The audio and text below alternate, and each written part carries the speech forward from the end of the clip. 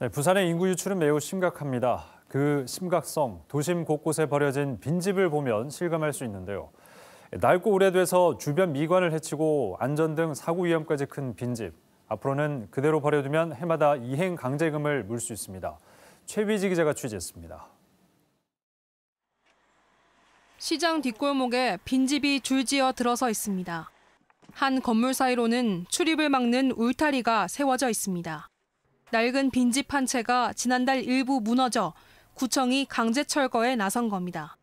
붕괴된 건물이 뒷집 쪽으로 기울어져 해당 주민도 대피한 상태입니다. 사람이 있으면 자기가 고치고 손보가면 이거 안 될 건데 아예 방치해놔보고 몇 년 지나니까 이제 저게 무너지는 모양이. 지난해 빈집 실태를 조사한 지방자치단체는 서울과 인천, 대전, 광주, 부산 등 5곳. 부산이 5,069채로 가장 많았습니다. 이 가운데 30%가량은 더는 주거 공간으로 쓸 수 없는 3, 4등급 빈집입니다. 이렇게 방치된 빈집은 위생과 치안에 나쁜 영향을 끼칠 뿐 아니라 안전사고 위험도 큽니다.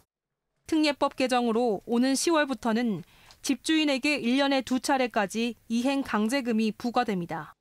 자치단체의 안전조치나 철거 명령을 따르지 않으면 각각 건축물 시가표준액 절반의 40%와 80%를 내야 합니다.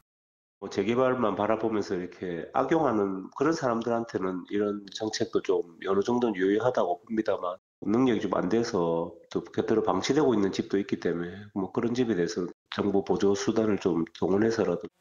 오랫동안 주변 미관을 해치고 안전사고 우려까지 낳으며 사회 문제로 떠오른 빈집. 국토교통부는 이번 조치로 빈집 주인이 스스로 안전관리나 철거를 할 수 있도록 유도한다는 방침입니다. KBS 뉴스 최위지입니다. 네, 리포트를 보신 대로 부산에는 낡고 오래된 빈집이 전국에서 가장 많습니다. 단순히 미관을 해칠 뿐만 아니라 또 안전에 대한 우려도 큰데요. 법 개정으로 빈집 무단 방치가 줄어들 수 있을지 취재 기자와 보다 자세히 한번 짚어보겠습니다. 최위지 기자 함께하겠습니다. 어서 오십시오. 네. 먼저 부산의 빈집 현황부터 다시 한번 좀 짚어주실까요? 네, 지난해 부산시는 16개 구군을 대상으로 빈집 위치와 상태 등 실태 조사를 벌였는데요. 모두 5,069채로 드러났습니다. 네. 실태 조사를 벌인 다른 특광역시와 비교를 해보면요. 인천과 대전이 각각 3,900여 채, 3,800여 채였고 이 서울은 2,900여 채 정도였습니다. 예. 절대 수치로만 봐도 부산의 빈집이 얼마나 많은지 짐작이 가시죠. 여기에 부산시는 빈집을 상태에 따라서 4등급으로 분류를 했는데요. 주거 공간으로 다시 쓸 수 없는 이 3등급과 4등급 빈집이 1,479채 정도였습니다. 네. 전체의 30% 수준이죠. 이 3, 4등급 빈집의 경우 철거하거나 지속적인 안전관리를 해주지 않으면 사고 위험이 큽니다. 네. 어느 날 갑자기 이렇게 빈집이 많이 생기진 않았을 것 같은데 그동안 부산시는 이 빈집 관리 어떤 식으로 해왔습니까? 주거 공간으로 다시 쓸 수 있는 1, 2등급 빈집에 같은 경우는 예산을 들여서 정비 사업을 꾸준히 해왔습니다. 네. 빈집을 고쳐서 주민들을 위한 공간으로 사용을 하는 건데요. 이 문제는 오래되고 낡아서 쓸 수 없는 빈집입니다. 앞서 말씀드린 3, 4등급 빈집인데요.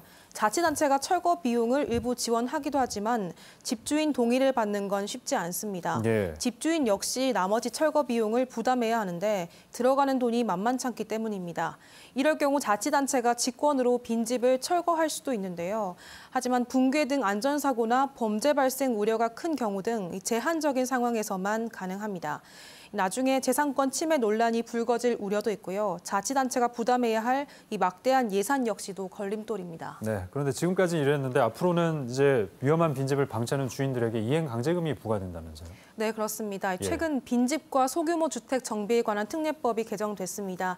이 법이 이제 오는 10월 중순부터 시행될 예정인데요. 네. 빈집에 대한 자치단체의 명령에 따르지 않을 경우에 이행 강제금을 부과하는 내용이 담겼습니다. 이행 강제금은 건축물 시가 표준액을 기준으로 정해지는데요. 안전조치 명령을 따르지 않은 경우에는 시가 표준액을 절반으로 나눠서 그 절반의 40%를 부과하고 철거 명령을 따르지 않은 경우는 80%를 부과합니다. 이행 강제금은 한 번만 부과하고 끝나는 게 아니고요. 조치가 이뤄질 때까지 1년에 2번까지 해마다 물릴 수 있습니다. 이행 강제금 부과 비율은 자치단체마다 50% 안에서 줄여줄 수 있습니다. 네, 이제 10월 중순이면 그렇게 많은 기간이 남지 않았는데 이 법이 시행이 되면 어떻게 부산의 빈집이 좀 많이 줄어들 수 있을까요? 이 국토교통부는 이번 법 개정의 목적이 빈집 주인들 스스로 안전조치나 또 이런 철거 등을 하게끔 유도하는 것이라고 했는데요. 예. 이 재개발을 노리고 빈집을 산 다음에 방치하는 이런 일부 주인들한테는 어느 정도 효과가 있을 것으로 보고 있습니다. 전문가들은 다만 빈집 주인 가운데서도 나이가 많거나 또는 경제적 능력이 부족해서 어쩔 수 없이 내버려 두는 경우를 좀 우려를 했는데요. 네. 이럴 경우엔 집주인 스스로 집을 관리하게 하는 이 법 개정 취지를 달성하기가 어렵겠죠. 그렇겠죠. 예. 그래서 무조건 이행 강제금을 부과하기보다는 빈집 주인의 경제 상황 등 여러 가지 조건을 고려해서 안전 조치를 할 수 있는 지원 방안을 모색해야 한다는 지적도 함께 나왔습니다. 네, 여기까지 듣겠습니다. 최유지 기자 수고하셨습니다.